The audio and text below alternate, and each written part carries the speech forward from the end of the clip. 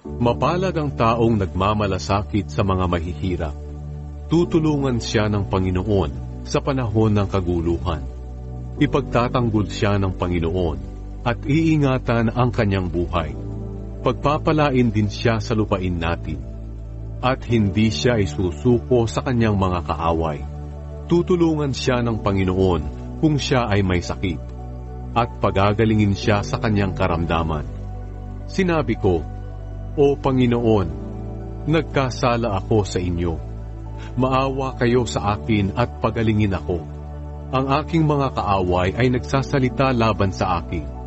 Sinasabi nila, kailan pa ba siya mamamatay upang makalimutan na siya?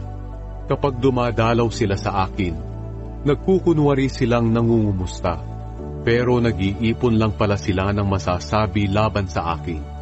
Kapag sila'y lumabas na, ikinakalat nila ito.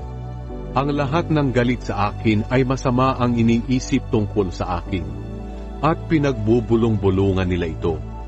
Sinasabi nila, malala na ang karamdaman niyan, kaya hindi na iyan makakatayo.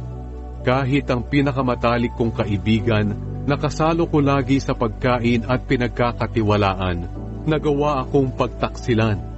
Ngunit kayo, Panginoon, ako'y inyong kahabagan. Pagalingin niyo ako upang makaganti na ako sa aking mga kaaway. Alam ko na kayo'y nalulugod sa akin, dahil hindi ako natatalo ng aking mga kaaway.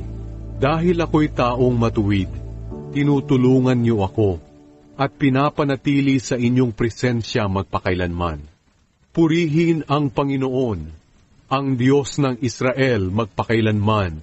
Amen. Amen.